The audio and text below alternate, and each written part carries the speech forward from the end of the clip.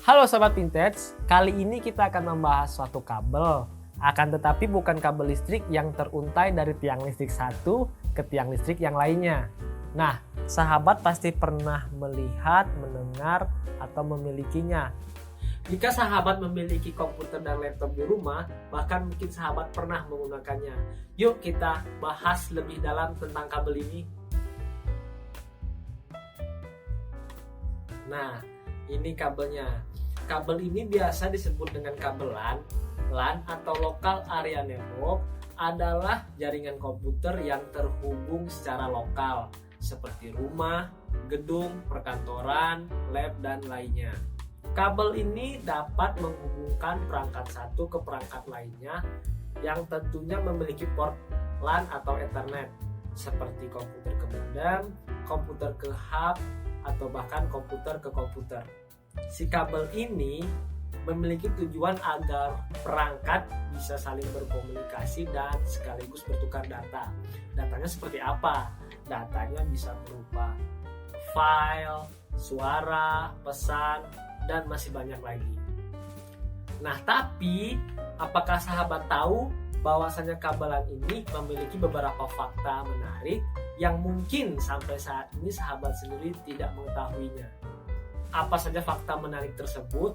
Berikut fakta-fakta menarik mengenai kabelan. Sejarah awal terciptanya kabelan saat saya belum lahir atau mungkin bahkan sahabat juga belum lahir. Tepatnya pada tahun 1973 dan 1974, Bapak Robert McCabe dari Xerox Palo Alto Research Center, California, Amerika Serikat, menciptakan sebuah teknologi bernama Ethernet. Pada awalnya, Ethernet menggunakan kabel koaksial sebagai mediumnya. Tapi pada tahun 1984, Starline yang dikembangkan oleh perusahaan AT&T menunjukkan potensial dari kabel UTP menggunakan twisted pair sebagai mediumnya.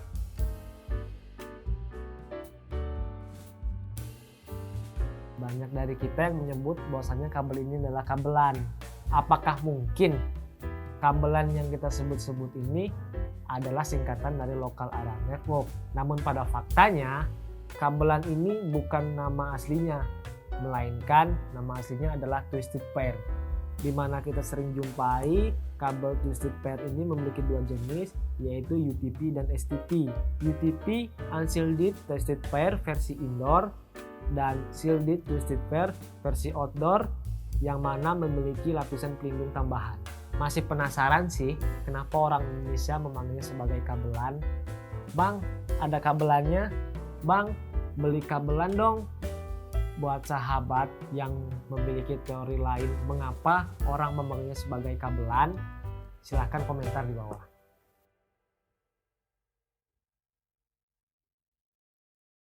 Sudahlah banyak warna pada isi kabelnya, banyak juga tipe-tipenya. Kabel twisted pair memiliki 8 generasi, mulai dari Cat 1 sampai dengan Cat 8 pada saat video ini dibuat. Kata Cat di sini sebenarnya bukan kucing, merupakan 3 huruf awal pada kategori. Dan faktanya pada saat ini Cat 5e dan Cat 6 lah yang banyak digunakan pada umumnya. Karena sudah memiliki 100 sampai dengan 1000 megabit per second untuk jarak 100 meter. Beda lagi yang digunakan oleh para ahli networking support di gedung-gedung cyber. Mereka mungkin bisa saja menggunakan Cat 7 dan Cat 8. Atau bahkan bisa saja menggunakan kabel lain selain twisted pair. Nah, buat sahabat-sahabat vintage yang sedang magang ataupun sudah bekerja di ISP server-server gede, kabel apa sih yang kalian gunakan? Nah, sharing di kolom komentar ya.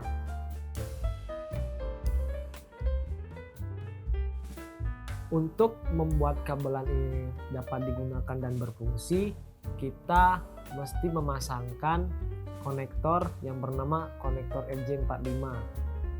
Ada 2 standarisasi pemasangan konektor RJ45, yaitu TIA568A dan TIA568B.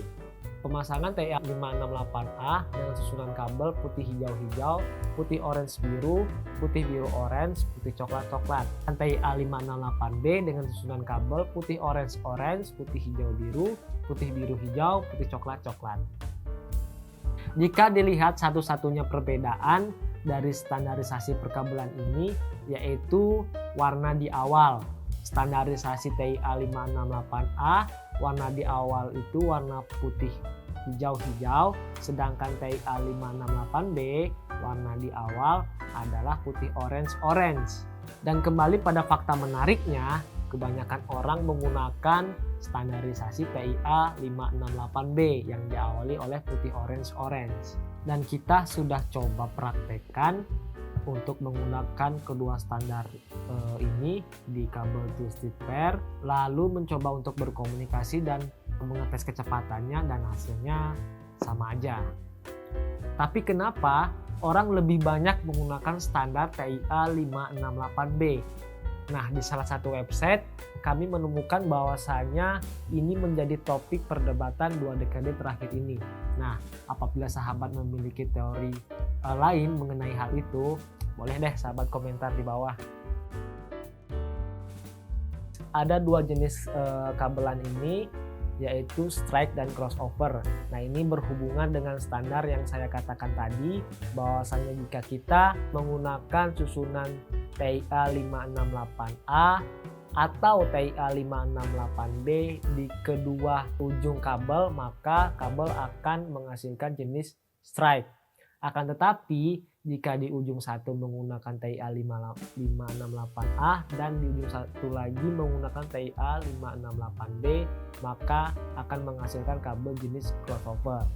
Kabel jenis strike yaitu menghubungkan perangkat yang berbeda seperti komputer ke modem, komputer ke hub, dan lain sebagainya.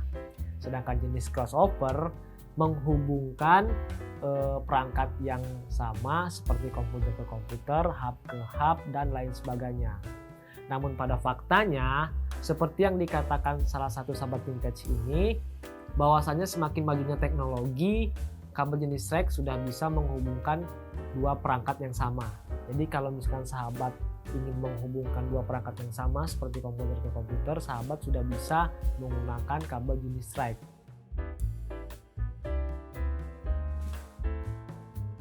Nah, sebenarnya kalau sahabat vintage nggak ingin repot dan ribet, bisa aja sahabat vintage membeli kabel ini di toko komputer terdekat ataupun online.